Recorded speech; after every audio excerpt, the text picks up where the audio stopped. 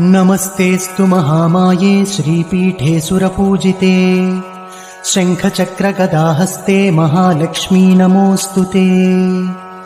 नमस्ते गरुडारूढे कोलासुरभयङ्करी सर्वपापहरे देवी महालक्ष्मी नमोऽस्तु ते।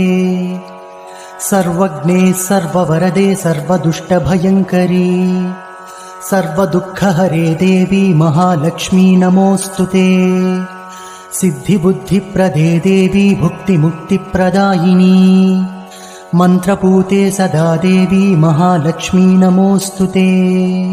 आद्यन्तरहिते देवी आदिशक्तिमहेश्वरी योगज्ञे योगसम्भूते महालक्ष्मी नमोऽस्तु ते।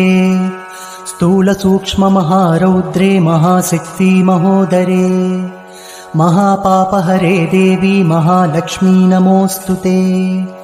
पद्मासनस्थिते देवी परब्रह्मस्वरूपिणी परमेशी जगन्मातः महालक्ष्मी नमोऽस्तु ते।